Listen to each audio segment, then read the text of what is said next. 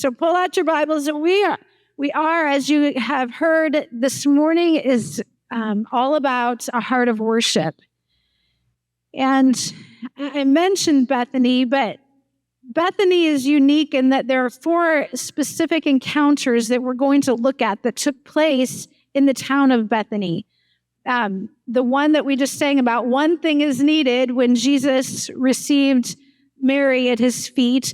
There were 2 anointings of Jesus in homes, and this is the place that Lazarus, who was dead, resurrected. And so there's a lot that happens in the town of Bethany. And so in a week and a half, we are beginning Lent. And I thought this is so appropriate because this is like the last stop on his way to the Holy Week, into Jerusalem for crucifixion. He stops at Bethany on his way into a very difficult week. It was like he knew he needed a bit of refreshment, and so he stopped off at a house where he knew he was welcome. And so I want us to start just by, and I'll say this, worship is not about your personality. Whether I'm a worshiper and I like the song part and I don't, or I like the word part. No, it's all one. You can't not be like the worship part. That it's worship. It's not a song fest. It's worship. Right? Right? And so it's all one. And so whether you are a person of worship has nothing to do with your personality, so get that out of your head immediately. It's not. Whether you are an expressive person or non-expressive person, it has nothing. It's your heart and the worship that comes out of your heart. And I had to walk my own journey with that, which we'll talk about a little more. But I want us to start in Luke chapter 10, and we're going to read starting in verse 38. Guys, I'm already at 16-point print here. I feel like I got to go up to 18. Can't read. Now it happened as they went that Jesus entered a certain village, and a certain woman named Martha welcomed him into her house. And she had a sister called Mary, who also sat at Jesus' feet and heard his word. The word of Christ is important. But Martha was distracted with much serving. And she approached him and said, "Lord, do you not care that my sister has left me to serve alone?" Ooh, she's offended. That's a whole nother message that I love to preach because the Lord's taught me how to walk without offense, I hope. I don't know. You'd have to ask my family. They really know if I walk without offense. "Therefore, tell her to help me." Oh, she's such a tattletale. "Lord, tell her to help me."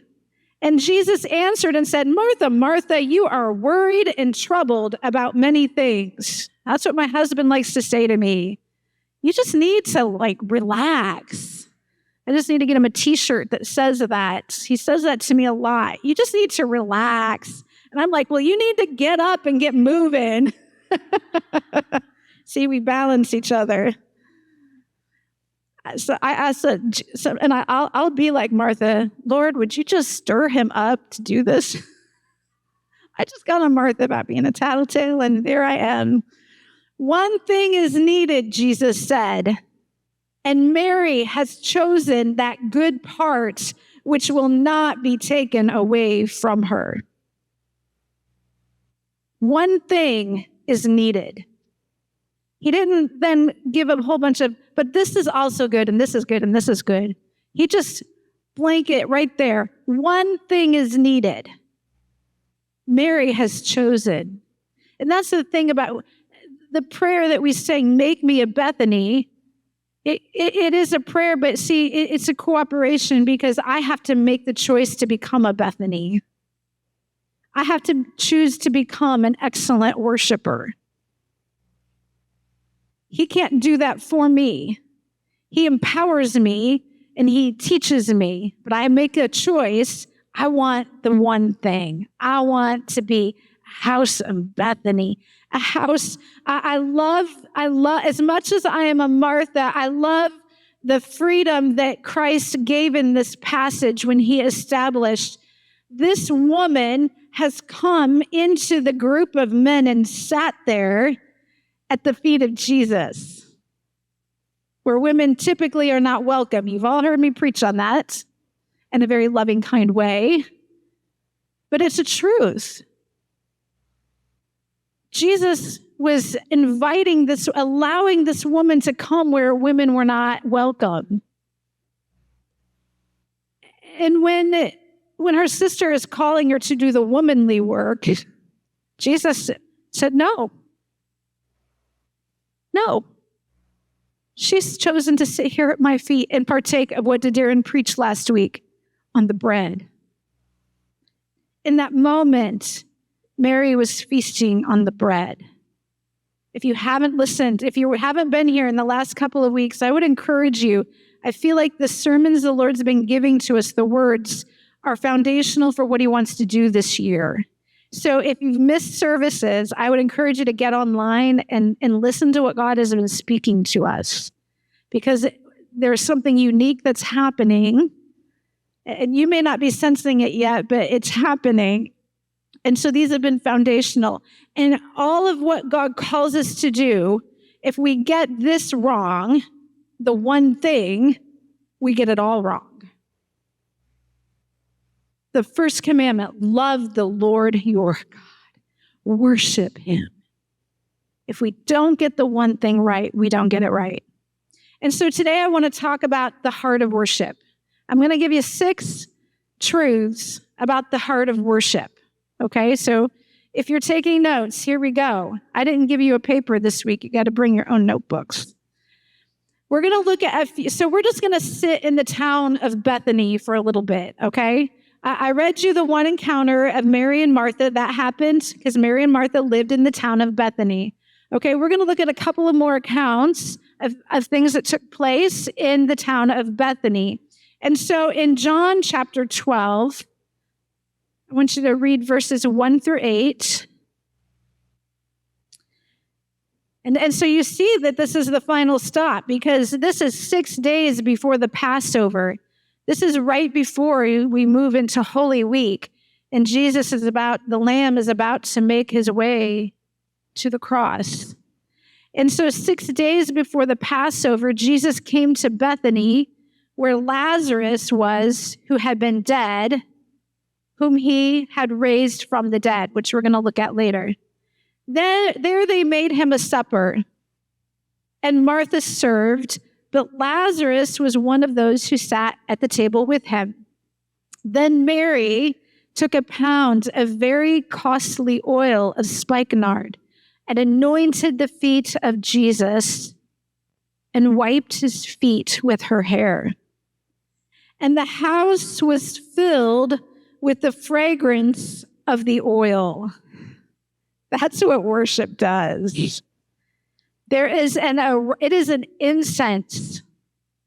There is an aroma that comes off of your worship that rises to heaven. As in the days of the old of the priests. See, the priests were in charge of the worship.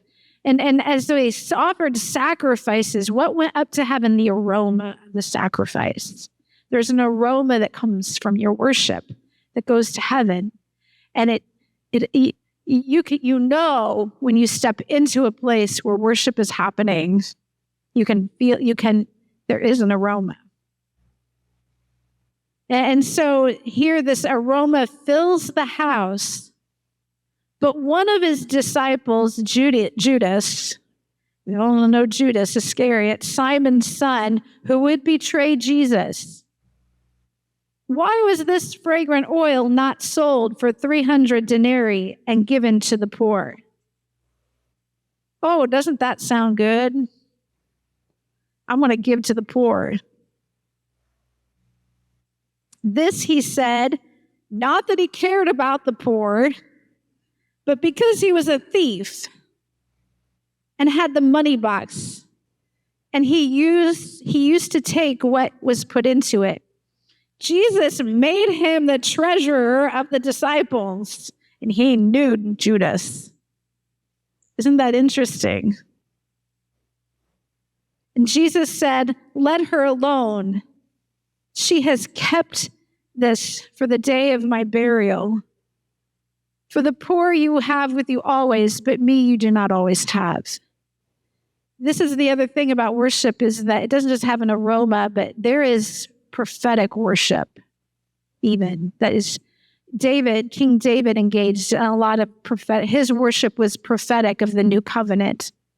She didn't even realize what she was doing, but the worship she was giving to Jesus was a prophetic thing. It was not for the now, it was for his burial to come.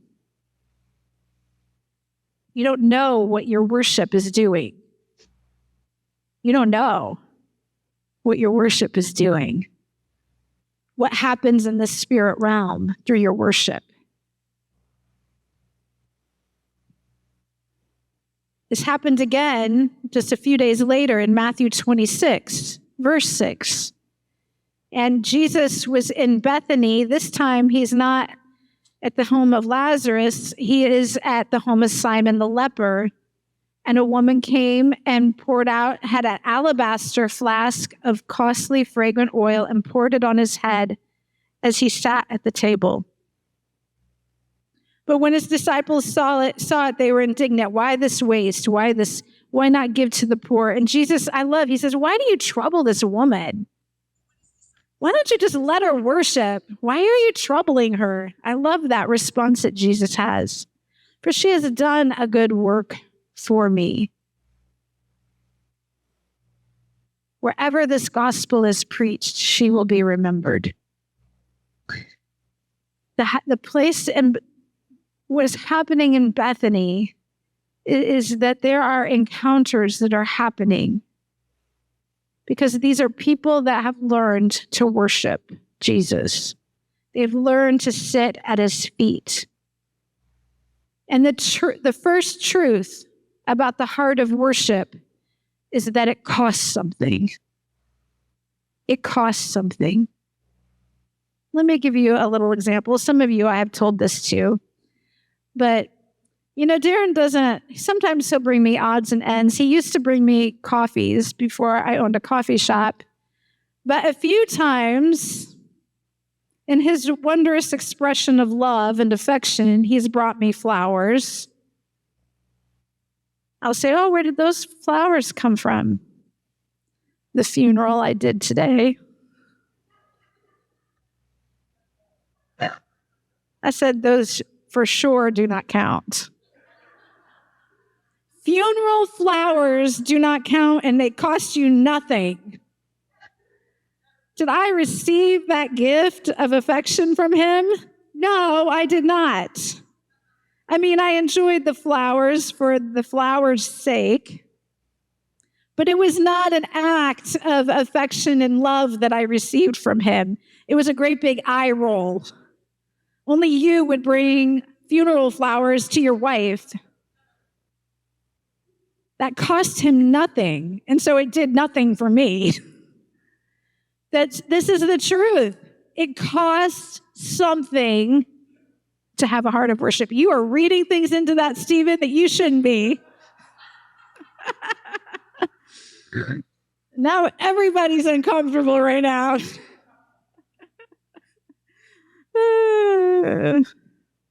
Something, as we say, for the U50 group. Worship costs something. When everything is going well in my life and I worship him, that's good, because he's worthy of my worship then. But I have said this, you've heard me say this before, that the times I've been in a lot of worship services. I have no idea how many worship services I have been in my life, but it's a lot. Do you know the ones that I recall, that I have specific memory of, always, are the ones that cost me something. Are the ones that when things were going really bad, when we were having a very hard time, and I can remember since that time I have been a child, I've been a front row person. I don't need any of you distracting me. I just got to worship Jesus. So I've always been a front row. Even in youth group and kids, I want the front row. And I remember standing in those times. I can think back and lifting up my hands and singing, "Bless the Lord, O my soul. All that is within me, bless his holy name." The most significant times of worship were at the most difficult times in life. It cost me something to worship. It costs me something. The most intimate times in a marriage or even in a friendship or relationship are the times when you go through hard things together. It creates intimacy. And so there's something about cost that relates to worship. In the Old Testament, if you weren't raising your own flocks to offer as a sacrifice, what did you have to do? You'd have to go and buy the sacrifice. Why? You don't just go and it's given. Even if you're poor, it costs something to buy the sacrifice because worship costs. And the heart of worship is the one that worships when it's not easy, when it's difficult, when it hurts you. It costs. That is a heart of worship. So the truth about the heart of worship, number one, it costs something. Number two, the truth about the heart of worship. You worship in the broken places, and this is very connected to that first one. Because sometimes when it costs something, it's not always about painful places. Sometimes it costs me something because I've been really busy and I have to take time out of busyness and worship. That costs me something. The second one, though, is specifically about worshiping in the broken places of life. When life is falling apart and you don't understand it, what is going on? When you get a diagnosis that is bad, when you're in a difficult relationship. The interesting thing about the town of Bethany is the name. The name Bethany, it has actually a few references, and it would be called the house of figs or the house of palms, which is interesting as he's going into Jerusalem, and what are they waving? Palm branches. But one of the names for the house of Bethany is the house of misery. Who wants to live there? The house of misery. A heart of worship worships in the broken places, in the places of misery. Out of misery comes encounter. This is what Jesus does. Out of our most, and I've been in miserable places. Anybody ever been in just a miserable place? You're like, can that season just be done and over with? And can we never revisit it again? These are the places that Jesus, I think, tends to like to encounter, do miraculous things, are in the places of misery. And so for the person that wants the heart of worship, there's a determination that I'm gonna worship when it costs me something, and I'm gonna worship when it's miserable, when it's misery. Out of the house of misery, encounter happened. The truth of the heart of worship, number 3, is that worship is a place of intimacy and fellowship. Think about the types of encounters that were happening in Bethany. They were typically happening around the table. They were there eating. They were in homes. They were partaking with one another, and there's encounter with Jesus there. In fact, in Revelation chapter 3, Jesus says, "Behold, I stand at the door and I knock. If anyone hears my voice and opens the door, I will come in and dine with him and he with me." There is something about the picture of the table, and a lot of Americans don't understand that because we've lost the table experience. And we have no understanding of what happens socially, interaction, and relationally around a table. But all through the Bible, you'll see this. There are things that happen around a table, and that picture of that. It's an intimate place. It happened in Bethany within their personal space. Oh, now we get uncomfortable. Do I really want Jesus in my personal space? He likes to get up in your business. He likes to get up in my business. This is what Jesus said in John 15. "Abide in me, and I in you." Abide in me, and I in you. The one thing that Jesus is not looking for is space between you and him. The encounters in Bethany were all up close and personal, and I think that's beautiful. They were places of intimacy and fellowship.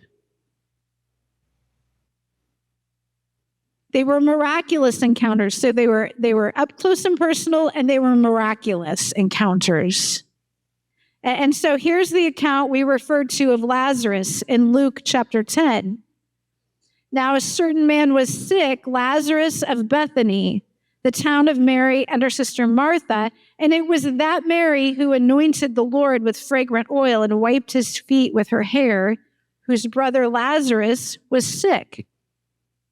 Therefore the sisters sent for Jesus, saying, 'Lord, behold, he whom you love is sick.'" Now I'm skipping around a little. You can go back and read the whole chapter. Jesus came and found that he had already been in the tomb 4 days. 4 days.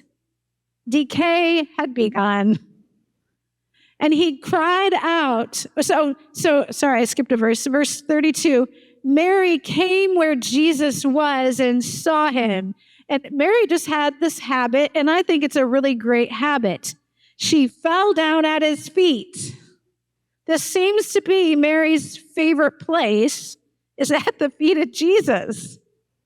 She falls at his feet saying, "Lord, if you had been here, my brother would not have died."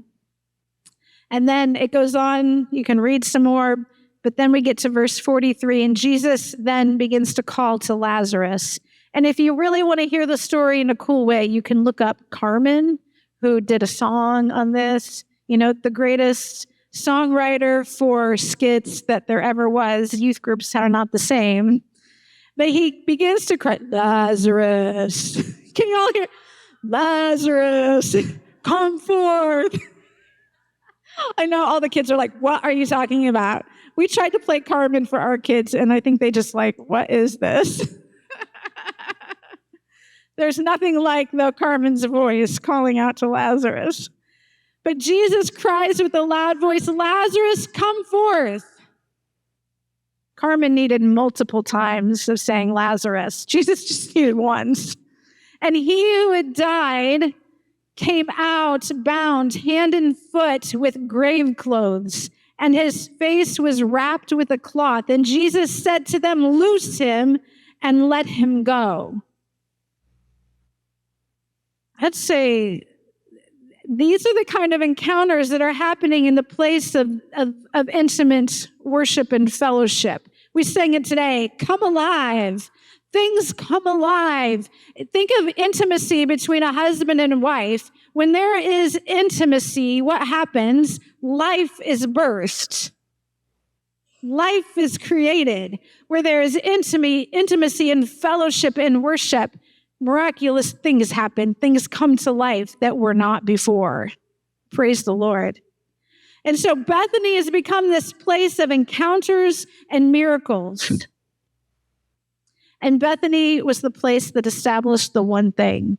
There was a lot that took place in Bethany and these few encounters. It was the place of intimacy, personal space, miraculous, and establishment of the one thing needed. There is, if you go back to Revelation chapter 3 that we read earlier, the invitation to receive Christ and to dine with him, if you were to look at that passage in the context, this was one of the churches that Jesus was speaking to. And this was the church of Laodicea. And Laodicea was accused of being lukewarm. And the interesting thing is that in the natural, this happened. Where the waters would run into Laodicea, cold water ran in on one side, hot on the other. And the place of Laodicea in the natural, there was lukewarm water. And so in that passage, Jesus, there was happening in the natural in that town was also what was happening spiritually. They were lukewarm people. And what was Jesus' solution to the lukewarmness? Hear my voice and let me in, and I will dine with you. What was it? It was the place of intimacy and fellowship. Here's an interesting thing. If you were to define that word lukewarm, here's what you would find. Lukewarm is a metaphor of the condition of the soul wretchedly. Everybody say wretchedly. It's kind of right there with misery. Is the condition of the soul wretchedly fluctuating between a lethargy and a fervor of love. That is the definition of lukewarm. Wretchedness that comes to your soul because you are neither hot nor cold. You keep going back and forth. You keep, yeah, I'm all in for Jesus. Oh, yeah, what? Where is Jesus? I'm busy doing this. It's a wretched place.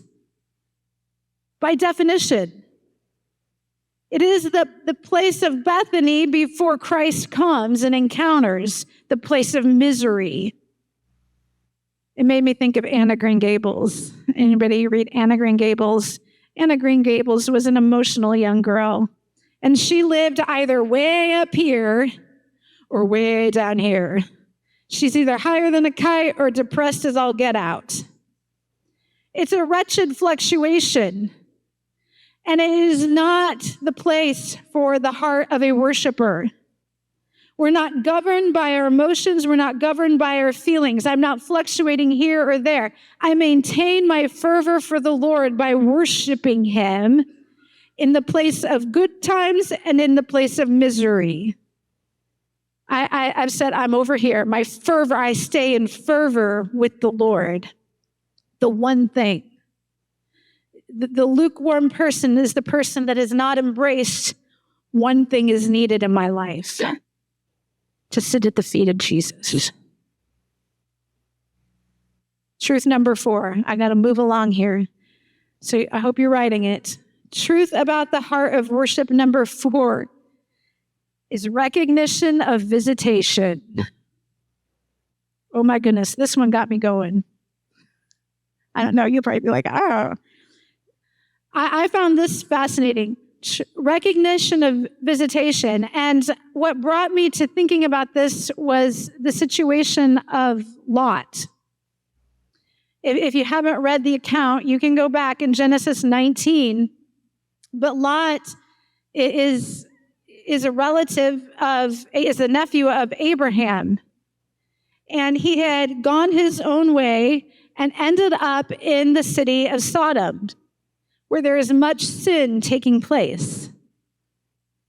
And so in Genesis 19, it says that 2 angels came to Sodom in the evening, and Lot was sitting in the gate, and he saw them, and he rose to meet them and bowed himself with his face toward the ground. He recognized this is a visitation of heavenly hosts.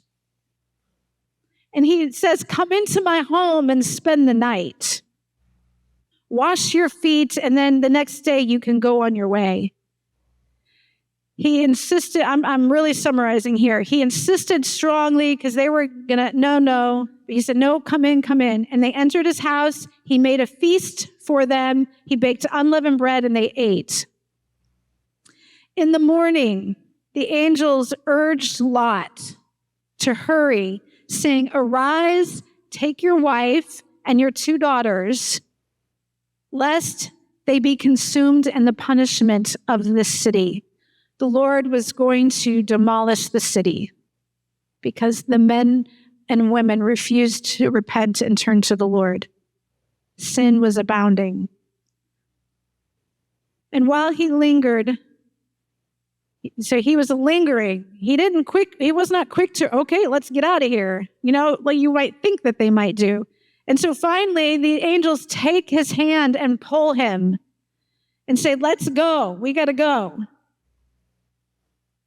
The Lord was being merciful to them, it says, and they brought him out and set him outside the city and said, escape for your life. Do not look behind you nor stay anywhere in the plain. Escape to the mountains lest you be destroyed. So what was the command that they gave? Run, escape, and don't look back. Don't look back. What happened? They ran, and who looked back? His wife. And she became a pillar of salt that all would remember. In fact, in the New Testament, it says, remember Lot's wife. She's a warning. I just find this mind-blowing that this woman had a visitation from heaven in her home. In her home. And what resulted was her still, after that visitation, her disobeying the word of the Lord and looking back. She did not recognize the visitation that was in her midst. We've got to recognize, to have a heart of worship is to recognize his presence, to know it when it's there. Truth number 5 about the heart of worship: guard against busyness. I had to bring this in because it says actually in the Bible, as it was in the days of Noah, it will be in the last days of the Son of Man. They will eat, they will drink, they will marry, and they did that in the day of Moses until they entered the ark and the floods came. People were going about their business. And just like Noah, they ate in the days of Lot. It says they ate in the New Testament. They ate in the days of Lot. They drank, they bought, they sold, they planted, they built, and then they were demolished. The heart of the worshiper must guard against busyness. This is what will lead us to the lukewarmness of the heart. Because what happens if you have food on a fire and you remove it from the fire? What begins to happen? It begins to get cold immediately. It gets cold. And so when what busyness will do is take us from the one thing. And the one thing is the fire. The one thing keeps us on the fire. And you have to hear me because I understand seasons. I understand.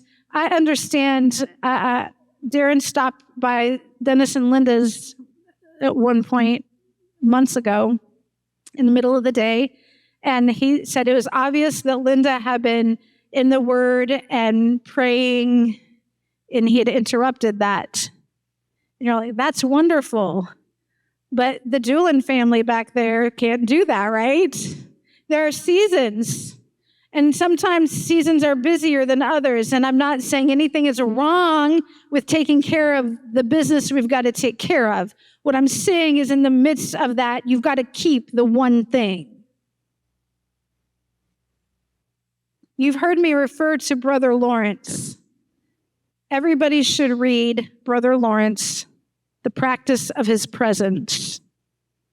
I try to read it yearly. It's a little book, and he was a monk, and his job as a monk was to cook the food. That was all he did. He cooked the food. And this wasn't like in the days of microwaves and, electric blenders and such. This is old school cooking.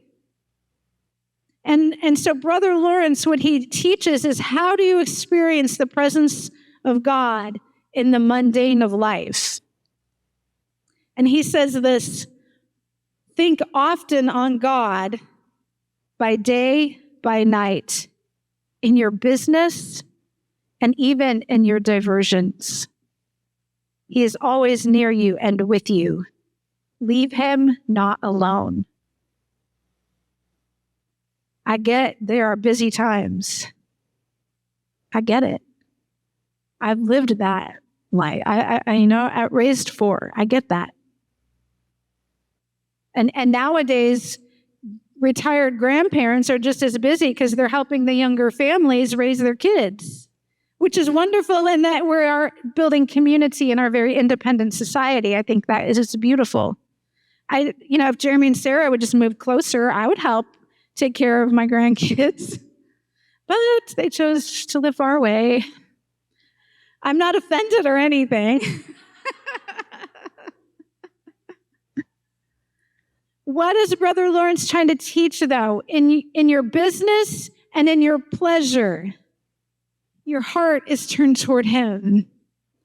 There's no separation. This is my church box, and this is my family box, and this is my pleasure box. Jesus is welcome in every box. I worship him in every box. When I'm at the shop, I'm worshiping him. When I'm in my garden, I'm worshiping him. When I'm doing dishes and I'm not offended with my family for leaving me dishes, I'm worshiping him. I didn't say it was easy. What did I say? It costs something to worship, right? It costs something. You got to keep it on the fire. Truth number 6. I got to wrap us up. This is the last truth about the heart of worship. You got to recognize his due. There's truth in all of the previous 5, but it boils down for me to this. I have to recognize what is due him. And I think that this is a little harder for our American culture because we don't really get protocol in things like honor. We don't get that. One thing you find on a missions trip is you discover this thing called honor. Because these people that have nothing, they're so honored by your presence that they will spend a month's wage to feed you a meal, to honor you. We are a very individualistic society. We don't understand the honor of familial community. I messaged Kathy Rigg last week, and I said, Kathy, I just want to tell you that you bless me so much by the way you honor your mother when you take care of her. She does an excellent job with her mother in the nursing home. There is an honor and protocol that we are very casual about so many things. And can I say to you, there is nothing casual about worship. I have fun with the Lord. There are times where as I'm enjoying my life, I'm enjoying him. But there is a holy, holy honor because of his presence that is due him. I've been listening lately to Jesus Image, a church in Florida. And you know my Catholic roots. And one of the hardest things for me in coming out of the Catholic Church and coming into a freer, and I love to worship, but the lack of, what is the word I want to say?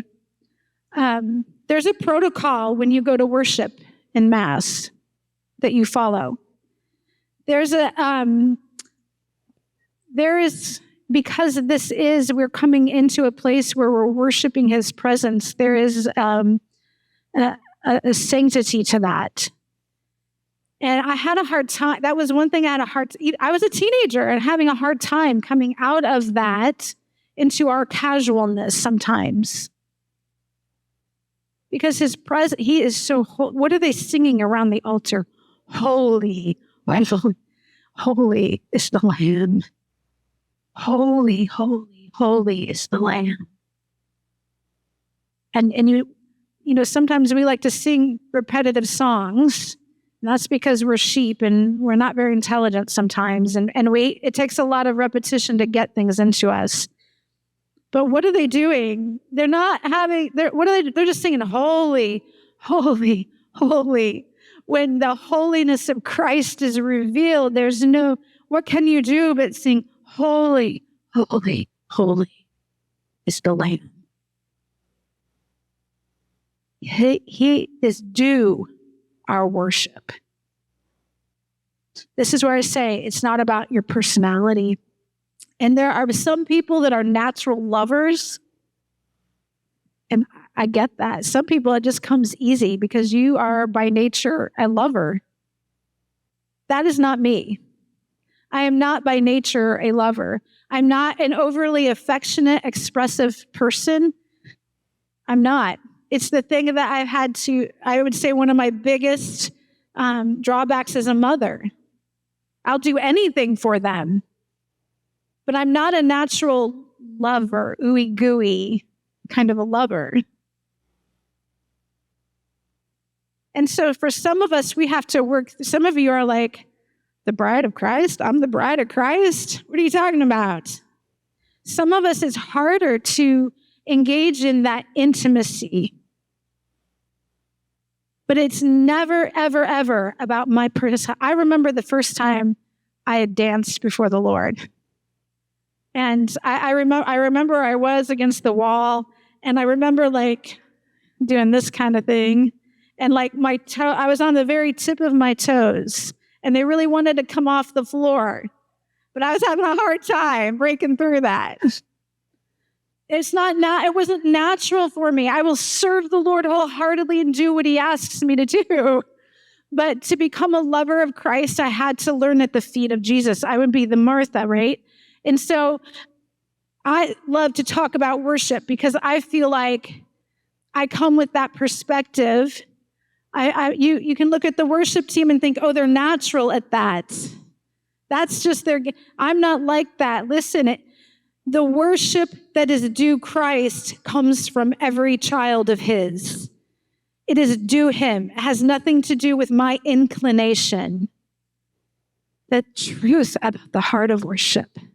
In Luke chapter 7, and we're going to finish with this. I know I'm going longer, but your food will still be there. Luke chapter 7. Actually, I had concluded last week in Petersburg our time of worship with this passage. I had felt the Lord speak it to me.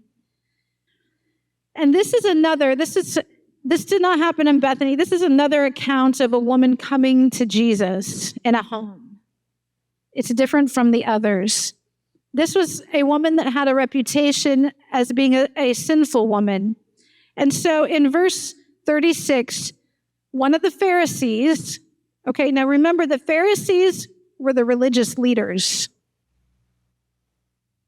the religious leaders. One of them asked Jesus to come and eat with him.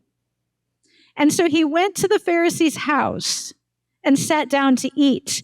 And behold, a woman in the city who was a sinner, when she knew that Jesus sat at the table in the Pharisee's house, she brought an alabaster flask of fragrant oil. This is like a year's wages. So when we sing songs like the one we sang years ago, open my alabaster box. We sang it today, I pour my oil on you. What are we saying? We're saying it costs something to worship. And I'm withholding nothing. I'm pouring out what costs something to worship you. That's what these women were doing. And so she brings the flask of oil and stood at his feet behind him, weeping. And she began to wash his feet with her tears and wiped them with the hair of her head. And she kissed his feet and anointed them with the fragrant oil. And when the Pharisee, the religious leader, who had invited Jesus, saw this, he spoke to himself. And so in his mind, this is what he's thinking. This man, Jesus, if he were a prophet, he would know who and what manner of woman this is who is touching him. For she is a sinner. Ooh, he's getting religious now. And of course, Jesus, who knows all things and is a prophet, says, Simon, I have something to say to you. Has Jesus ever said that to you? Cammie, I have something to say to you. Simon just gets called into the principal's office. But in a good way, he says, teacher, say it.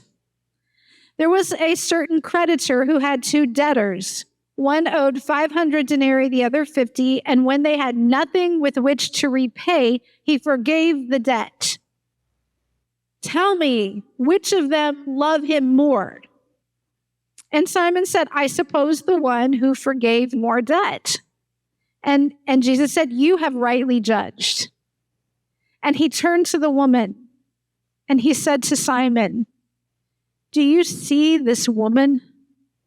I entered your house and you gave me no water for my feet. But she has washed my feet with her tears. It was tradition. He should have cleansed. I mean, they're walking through the dirty muck of town. He should have cleansed the feet of Jesus. And so these unclean feet of Christ, this woman is washing his feet with her tears and wiping with her hair. You gave me no kiss, but this woman has not ceased to kiss my feet since I came in. You did not anoint my head with oil, but this woman has anointed my feet with fragrant oil.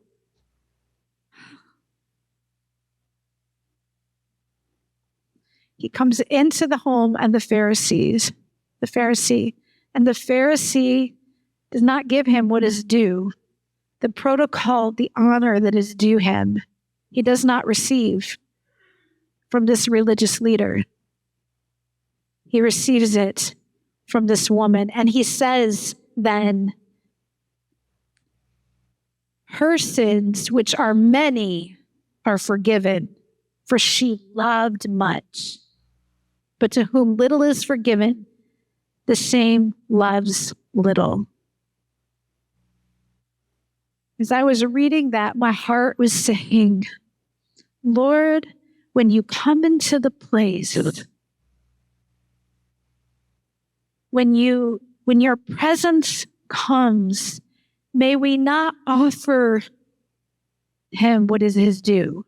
May we not be like this Pharisee and not give Jesus the worship that is due him. He didn't receive it from the Pharisee. And we can look outwardly as religious as we want to. We can go to church every week. We can volunteer at the food pantry. We can do all of these things and appear religious like this Pharisee. But if we're not giving to Jesus what is his due, that's a scary place to me, quite honestly. And so I'm going to ask if the team, we're going to wrap up. I'm going to ask if the team would come.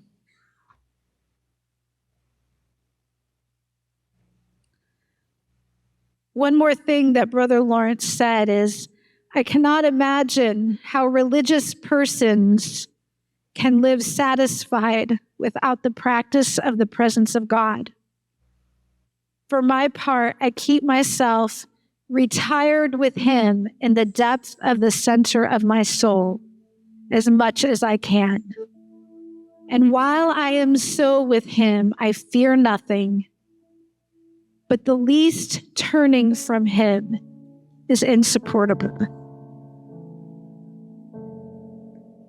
As much as I would love to just spend 8 hours at his feet in here. In fact, yesterday I was here. I had a few hours of work I had to do, and I was walking by the sanctuary, and I was just looking at the gun. I wish I could just go in there and just sit at his feet. And I had to prepare for all of you today. And so I took my worship around in my back pocket. And as I was doing things all over the church, I was just worshiping him. I'm not calling us to be people that can just spend days worshiping. What I'm saying is that what you carry in the center of your being, there's one thing needed, and he wants to occupy the place of one thing. And he wants us more than anything to excel at being a worshiper. We will spend eternity doing it, so why not learn to do it here?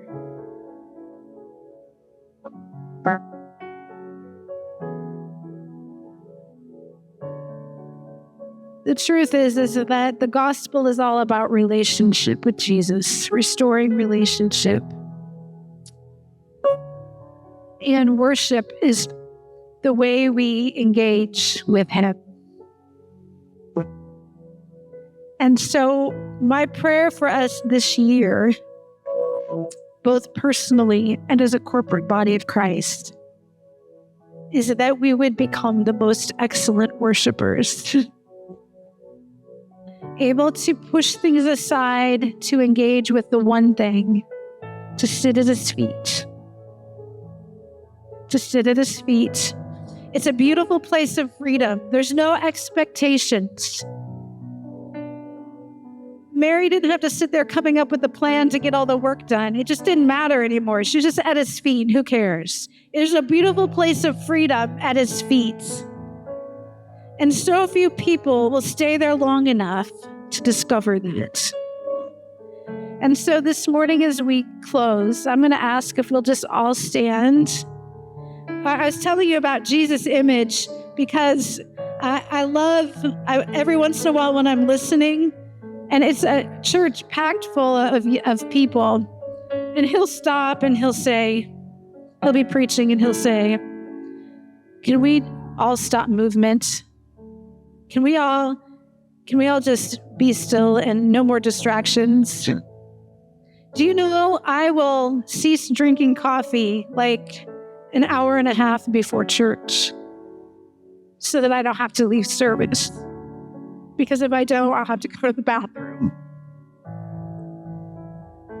But it's a distraction. And I don't want to be distracted in my worship. That's part of the honor, and that's due him, and the respect that's due him. When my kids were little, I used to make them stand up for all, and I'm not saying anything, you can sit or stand, I don't care. But I wanted to teach them honor and respect. And so I'd make them stand, didn't you? Yeah, they just had to stand.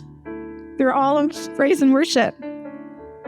They would then fall asleep, when they were littles, 2 and 3. But I was trying to instill in them a respect for the presence of the Lord and a worship for Him. And there's no getting around that to have the heart of worship requires honor, it requires respect, it requires prioritizing Jesus as number one. And so I want us just to, for a few moments, because these next 10 minutes won't make a huge difference in your day. Believe me, we have plans. The girls and I are going hiking, and we can't wait to get out there. And a few more moments aren't going to change that. And so I want us just to engage in this prayer for a few more moments of worship. And I want us just to ask the Lord to help us to become a Bethany, to teach us how to push things aside to sit at His feet, to teach us how to prioritize our families so that we can worship and sit at His feet. There's this part that make me a Bethany means He's got to teach us His ways. He's got to give us, Lord, how do I do this? I'm a nursing mom up half the night. How do I do this? He wants to make me a Bethany, so He'll teach us and He'll help us. And so can we just commit this year for a few moments here to saying, let's become worshipers. On your way to work, let's worship Him. On your lunch hour, let's worship Him. When you're at the bank helping people, let's pray for them as they come through. Let's be worshipers.